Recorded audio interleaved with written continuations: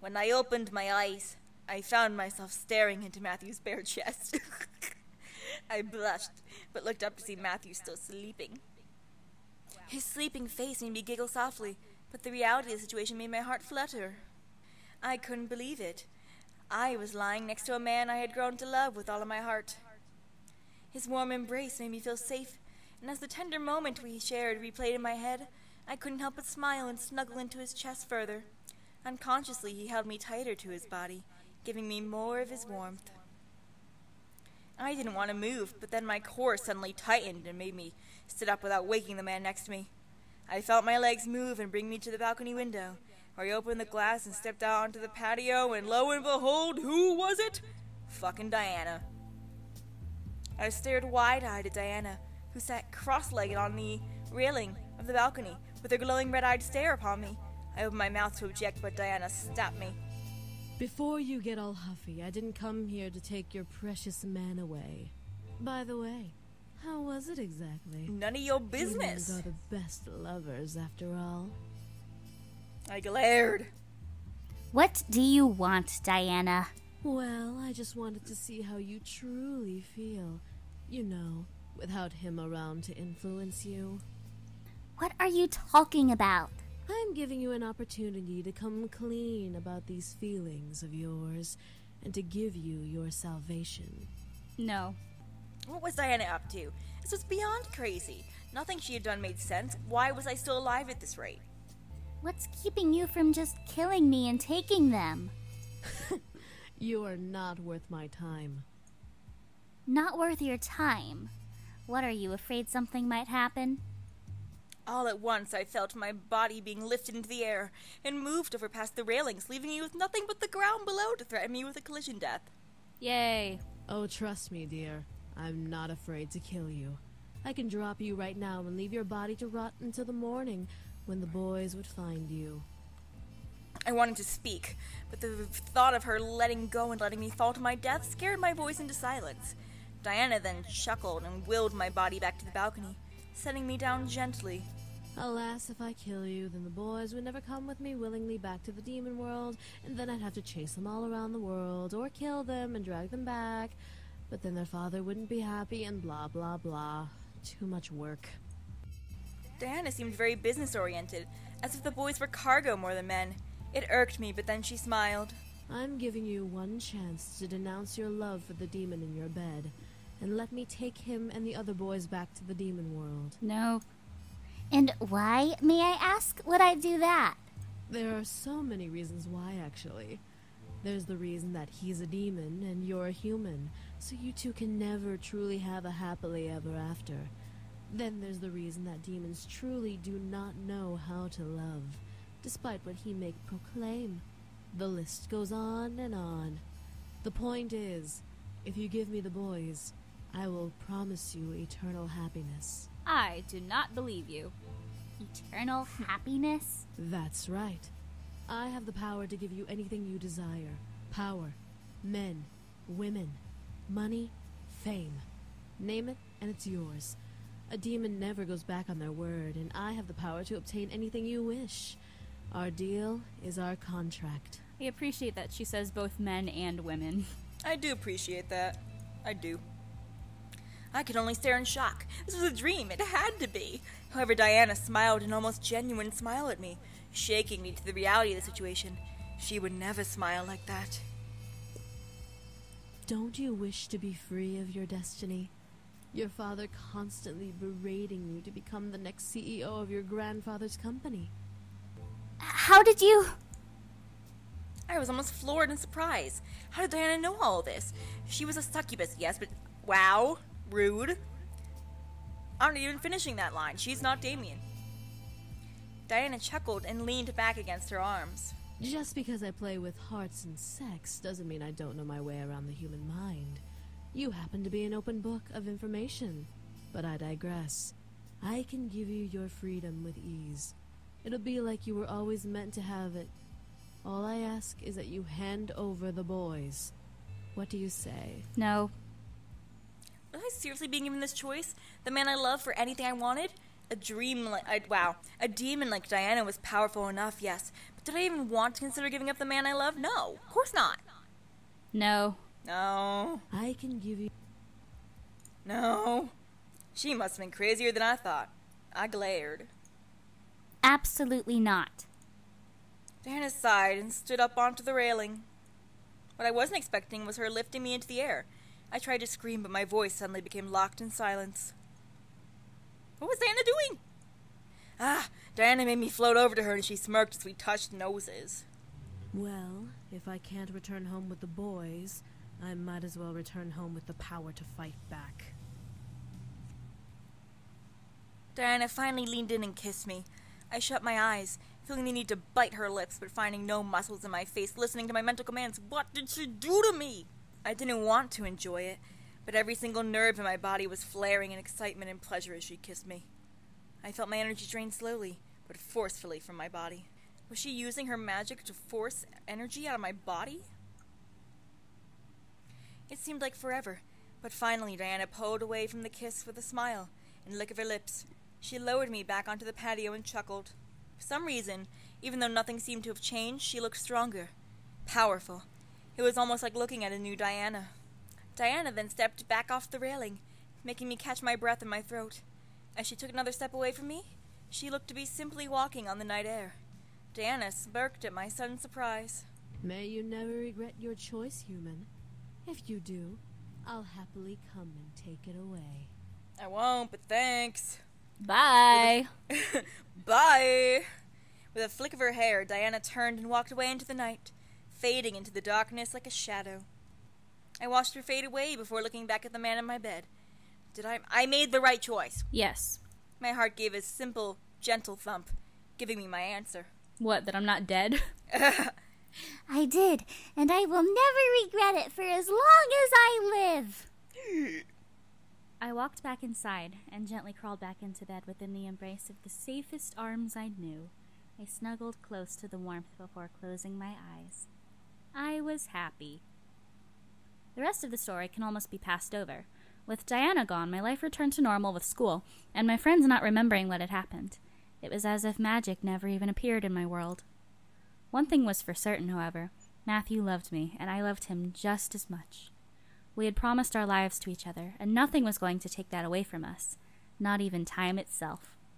Our love was so powerful, it practically overwhelmed me with joy every time I found him holding me close every morning. To think, a demon in love with a human like me. It was unthinkable, unbelievable, inconceivable. Inconceivable! The other boys decided to leave of their own accord. They knew that my future would only need Matthew at my side, so they each decided to start their own lives in the human world. Matthew understood perfectly, wishing his brothers the best. Besides, Matthew had proven to be a man by finding someone... Matthew had proven to be a man? Hold up! By finding someone to care for. Every time it was like they didn't need to worry about him because we would be there to care for him. Now it's like they don't have to worry about him because he became a man. This is bullshit. This is some baby-back bullshit. His brothers didn't need to worry about him now that he was caring for me. I felt bad as well for being closer to Matthew than the others, but they reassured me that I was okay and that they would remain nearby should I ever need them. I was happy for that. They made me promise, however, that I would love Matthew for as long as we lived. That promise was instantly given. But what of my future? Who knows? Well, it was kind of made for me. Before I graduated, James decided to step into the light of the Anderson Toys Company, and with the help of his demon powers and leadership charisma, he managed to influence not only the entire board, but my father as well into letting him run for CEO. I was beyond shocked. How James managed to do all that was beyond me, but when the vote was called, James had taken over the company I was destined to have. He vowed to respect the wishes of the late CEO, and helped the company become even grander. For a demon, it was a simple task. My grandfather would have been proud to see how James helped it shine. With the CEO position filled, my father had no choice but to let me decide my future, which made me happy beyond compare. No longer would I have the future scaring me into a corner. I could choose my life on my own. That being said, I was still scared of where the future was going to take me. So is everyone, baby cakes. This isn't new. What did I want to do? Did I want to help James build the company? Did I want to venture off on my own? Future! Future! Matthew reassured me he would support me and help me through whatever I decided to do. I was grateful and would never forget that promise. I was happy, and nothing could shake me down from that happiness. One afternoon, a good couple of years after the boys and I had met, I had a moment to myself, so I wandered my house and took in all that had happened as if it was all a dream. The demons, the devils, the magic, it was all surreal to believe. It almost frightened me to think of how it could have all been a dream.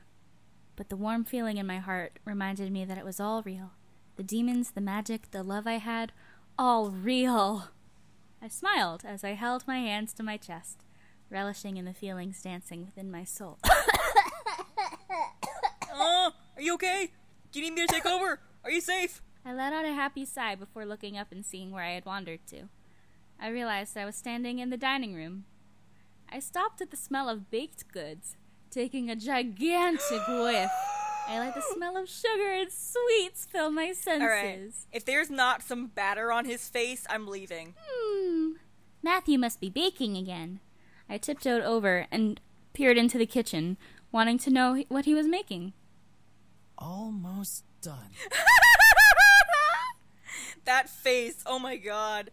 That is the face of a man who's been up since 5 a.m. to make you a perfect cake. I watched as Matthew started to decorate an already wonderful-looking cake with blue and white frosting. It looked delicious. I was practically salivating. However, as I watched him, I smiled. He was so concentrated in his work. It was adorable. And there. Perfect. Matthew stepped back from the cake, allowing me to see his masterpiece. It was indeed perfect. I wanted a taste. And soon! That looks amazing, Matthew. What? Matthew quickly turned to me in surprise, trying to hide the cake as I laughed. I'm not done. I mean... Matthew. I walked over and smiled, giving him a kiss before walking around him to the cake. Closer, it looks all the more scrumptious. What is this for? Well, I mean, it's for something pretty important. Probably an anniversary. I looked to Matthew, raising an eyebrow, as he wrapped an arm around my waist.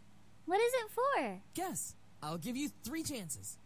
Or what? What if I don't get it right? Then the cake is all mine. No! They're so cute. Here's the thing. I know that she said that Sam was considered endgame. Mm-hmm. I feel like this is endgame. Am I right? Because this is so...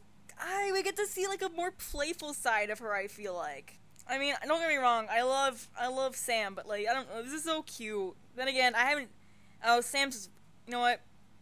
They're all really good, except Eric. Eric sucks, I hate him. I still favor Damien. I love Sam and I love Matthew. Damien's still my favorite. Damien's the only one for me that's, well, he's the prime rib, alright. He's my filet mignon. He's also mignon, which is French for cute. No. Instinctively, I wanted to pull away, but Matthew laughed and dabbed some whipped cream on my nose from a nearby decorating spatula. It's totally fair. Now just guess. Is it your birthday? No, they don't have birthdays. Nope. Second guess. Is it an anniversary? Matthew nodded, but before I could cheer, Matthew rotated his hand, gesturing for me to continue. Anniversary of? I puffed my cheeks. I could memorize facts and lessons, but dates were bad. It was like asking a girly girl when her boyfriend's frat party was. What? What? What? Matthew laughed before he kissed my cheek, making my puffed cheeks deflate. It's the anniversary of when we first met. I had practically forgotten. He was right. Wow. It had been a couple of years since I moved in and met Matthew and his brothers. He threw a party last year for it. How could I have forgotten, even though I wandered around the house thinking about it? Time definitely flew. Matthew. Matthew smiled at me, making my heart flutter and squee once again. I want to what? celebrate it every year in a different way. Squee? Next year will be I'm something sorry, extraordinary. I wasn't aware we were For back now, in though, DeviantArt. this cake will do. I didn't know it was 2008. I quickly pulled Matthew's head down with my hand and kissed him sweetly, wanting to show my appreciation with a kiss. He stared at me as if his greatest wish had come true. I fought back a giggle at the sight. Matthew gently pulled me to him, hugging me to his chest. I nuzzled into Matthew's chest, hearing his gentle heartbeat and memorizing its tempo. I love you. I love you Before I could finish, suddenly the cake, which had been sitting silently and peacefully on the counter, exploded into a giant mess. Matthew, luckily, was quick enough to pull us back before we got hit with flying cake pieces. What? Was Simon inside? I looked at the cake to see a very mischievous little creature standing over the cake, triumphant at what it had done. Oh, I began to laugh as Matthew grew red-faced. Simon Tabbyyyy! I quickly rushed over and grabbed Simon, who made a squeak noise in my hand. I was still giggling as Matthew came over and glared daggers at the white doll covered in cake. To calm Matthew down, however, I stretched up on my toes and kissed him softly on the lips. Good, they have batter on their faces. Matthew stared, but kissed back, not wanting to let me go without a kiss of my own.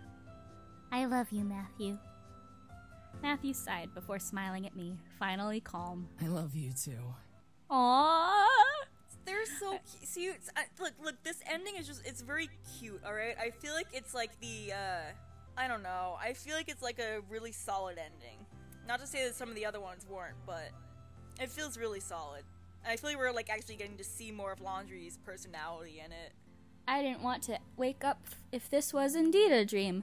I felt light as a feather, not wanting to ever let go of this man in my life. There were no words that could describe the emotions within me.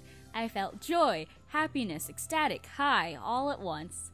Here I was with the man I would be with forever, with a cake I would delight in, even in pieces. I had gained the heart of a demon, no, of a man I loved. I vowed to cherish him and love him for the remainder of my days and beyond. Could a demon love a human forever? I knew Matthew would.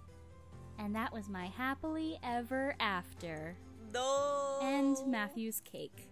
We've unlocked this password like 9 times. Wrong this song. is the other song. This is the problem with me not being able to hear anything.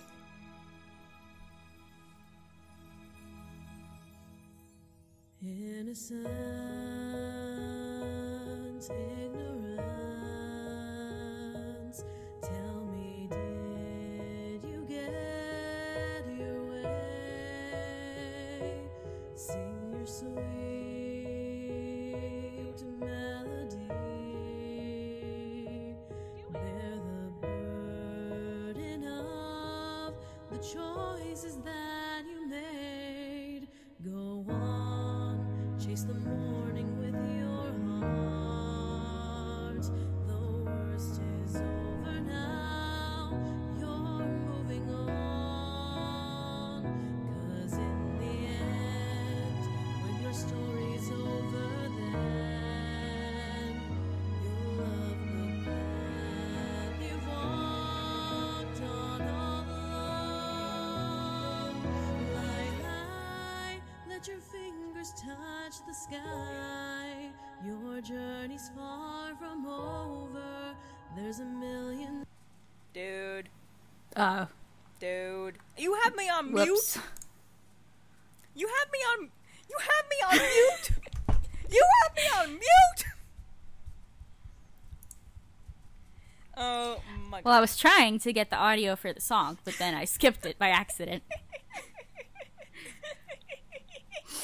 Okay, so I wouldn't consider Matthew the canon ending because while it was more, I guess, realistic, it didn't feel as developed to me because it was so fluffy. I mean, I guess that's true. I think it was. I guess I really didn't mean for it as in like canon ending, or just more that it made me feel really excited because I felt like I was learning something new from it. Yeah, it was a really cute ending. I liked it. I don't know. Honestly, I probably would put Damien as the canon I think ending. I would too. I love Damien so much.